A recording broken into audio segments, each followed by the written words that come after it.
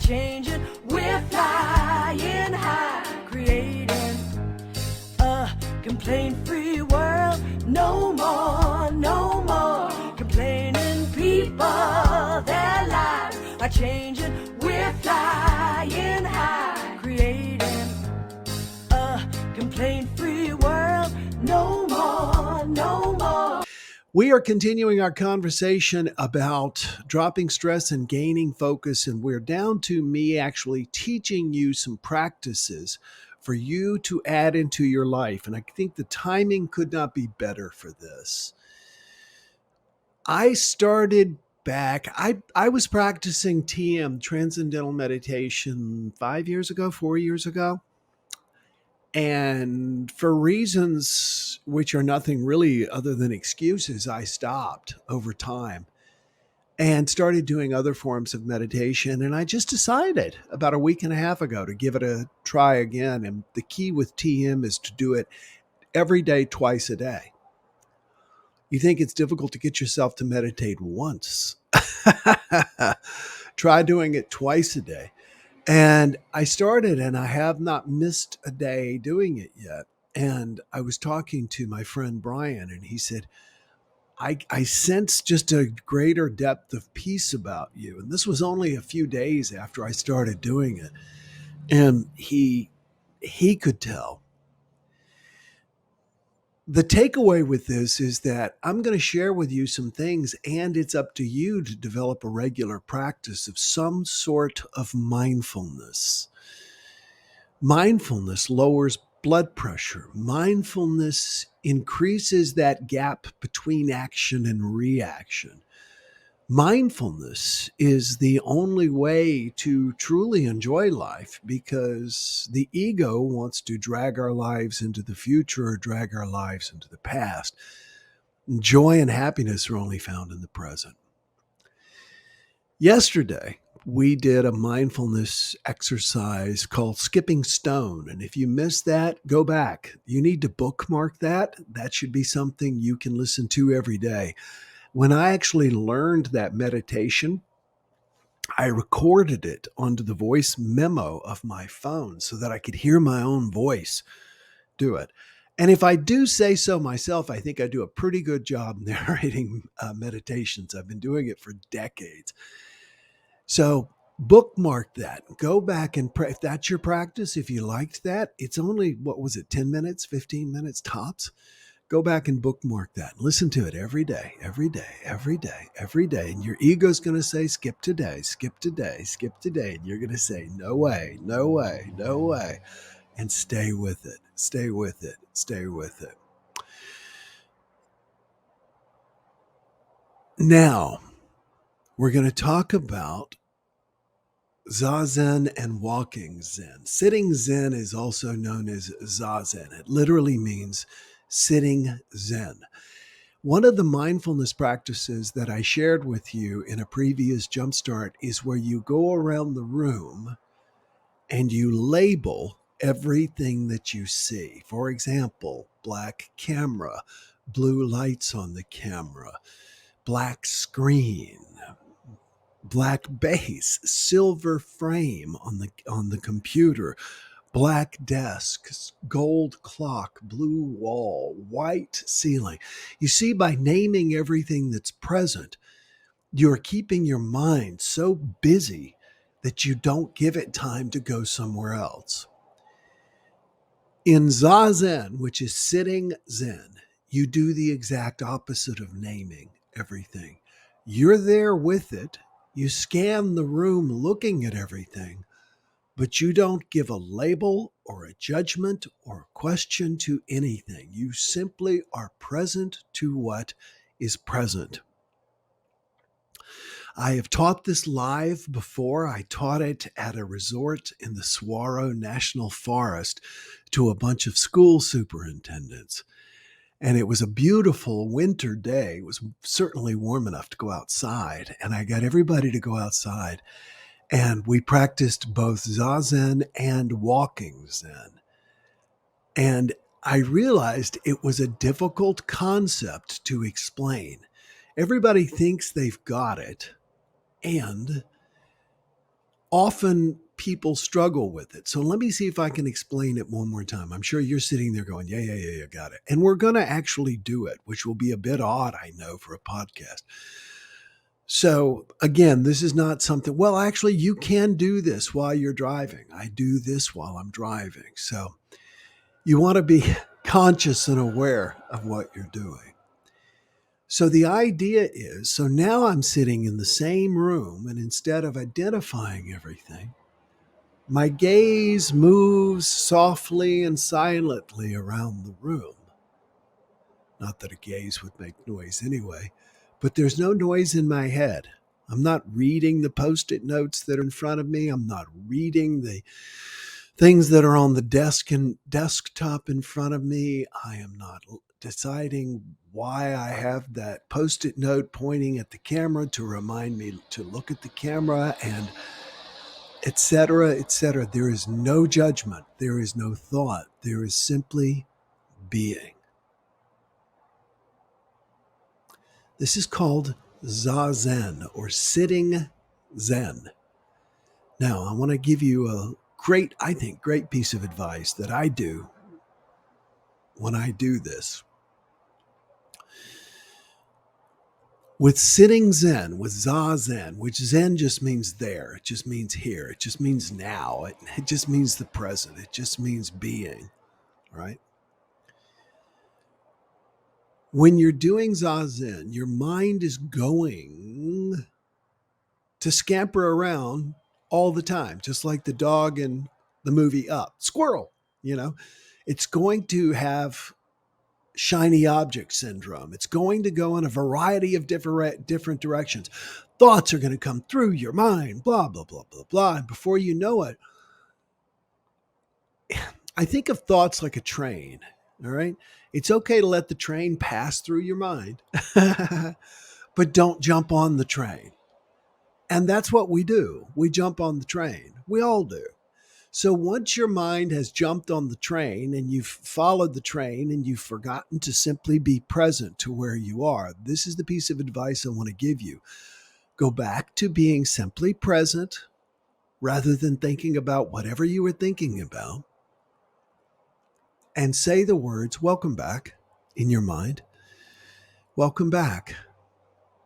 Welcome back. It's a way of acknowledging that you've been drifting, and it's also a way of grounding yourself back.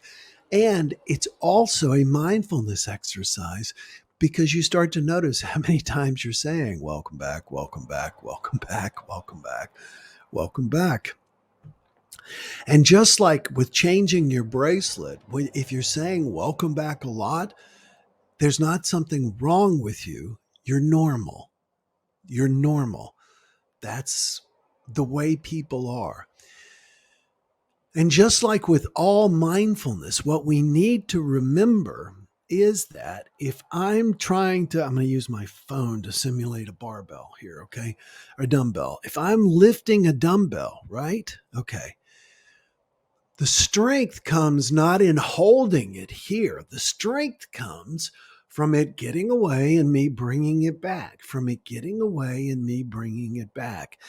Your mental acuity is developed, your focus is developed, your ability to focus. The most important thing we can do to keep our focus and not to drift does not come from holding one perfect thought and being there for 15, 20 minutes. No, it comes from bringing it back, bringing it back, bringing it back. During the years that I did practice TM on a regular basis, my wife and I did it together every single day, twice a day. And she told me, and I was surprised she said this, because I thought, wow, I have noticed the same thing. The first 10 minutes of the 20-minute TM meditation is bringing it back, bringing it back, bringing it back, bringing it back, bringing it back, until ultimately it begins to stay for a little bit of time. It begins to stay. And that's what we want to go for. So sitting Zen, Zazen, is simply being present. I'm sure you can hear, I do have the window open here in my studio, and you can probably hear the cars going by. So you can focus on that noise. You can simply be present to that noise. And when you're driving, you can be present and mindful of all of your surroundings. But being mindful doesn't mean taking them all in at the same time. It's quite the opposite. It's scanning everything. It's just being present to the car in front of you. It's present to the feel of the steering wheel. It's present. It's present. It's just being present. And when your mind drifts, bringing it back, because that's where the power is. So we're going to take just a few seconds and do this, all right? And here we go.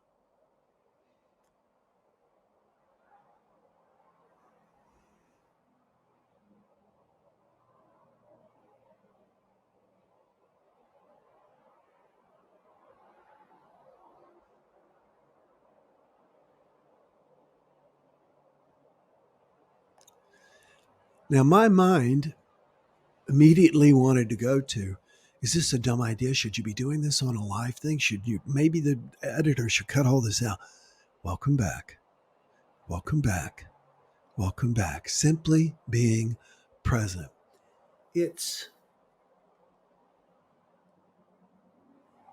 like discovering a muscle you didn't even know you had. And so first you have to discover it, and then you have to begin to use it.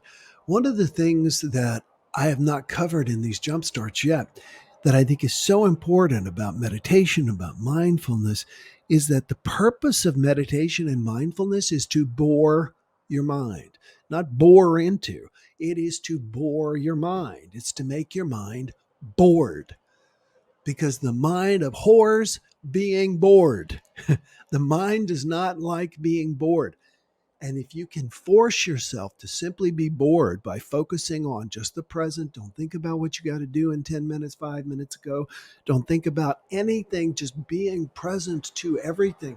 And don't say to yourself, I need to change the bulb up there, or the clock is running 10 seconds slow. Whatever. None of that exists. You simply observe. You are an observer. You observe. We talked about the tricorder in Star Trek, the original Star Trek. The tricorder did three things: it observed data, it collected data, and it analyzed data. And what you want to do is don't be a tricorder. You don't want to analyze the data when you are doing this kind of mindfulness, when you are practicing Zen. You simply want to be present to it. No analyzing. And the other type of Zen is what is called walking Zen. And I love to teach this to people. This can be done while you're walking your dog in the mornings. It can be done. This is the one that I did with all the school superintendents. There was like this big outdoor area with beautiful green grass in the Saguaro National Forest. And I got all these principals, school superintendents rather, to take off their shoes and practice walking Zen. Now, walking Zen is the same thing. You go over and you look at the bushes and you observe the butterflies, but you don't say, that is a monarch. What are they doing here this time of year? That is a beautiful bush. That is a red flower. Why in the world? Well, I wonder what kind it is. You don't do any of that. You simply observe. You're like a camera observing. And I got them to do this, and it was so much fun because they only did it for, I don't know, 10 minutes. You'd be surprised. And when they came back from their break, they put their shoes back on, then they took a 15-minute break, and then they came back. You know what I noticed? All of them walked more gently. They were more present in their bodies. They were calmer. They were more resting. They were more present. It's the only way. They had less stress and more focus. And that's what we're going for.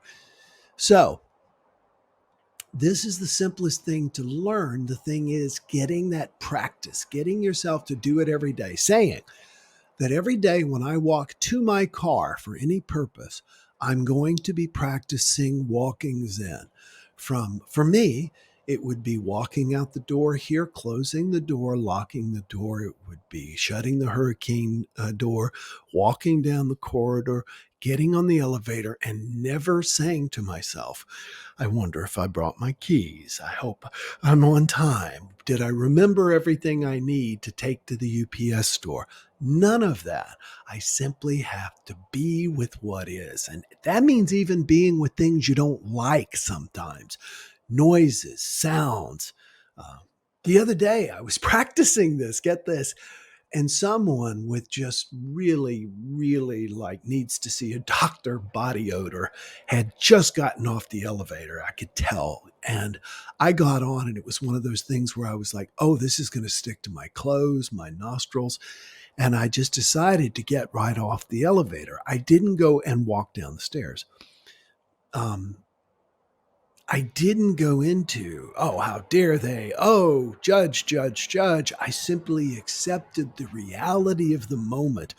And in fact, in that second, I said, this will be, the doors open and close all the time. That'll dissipate in no time. So today I want to challenge you. I'm going to challenge you to practice either Zazen, which is sitting Zen, which means just being, observing. I often think of it as like that first 2 minutes in a movie, when you sit down and then the movie starts and you're watching, and unless you can really tell, you know how they're setting kind of the scene, they're showing the city or the house where things are going to happen, or the sunrise or whatever, and you're getting that is a time to get into the movie. That's done intentionally. It's a way of making you just observe. So try that with what's going on in your room. You can do it the second this JumpStart is over, after you listen to the song of the day. The other thing you can do is decide now that you're going to practice walking Zen when you walk to your car, when you walk your dog or whatever. And the thing is, though, with walking Zen, don't carry your phone, don't listen to anything. And when your mind drifts, not if, when, say, welcome back, welcome back. That's grounding for you. All right? Today, that's your challenge. Practice either Zazen, which is sitting Zen, or walking Zen. No more complaining people. Their lives are changing. We're flying high, creating a complaint-free world. No more complaining people. Their lives are changing.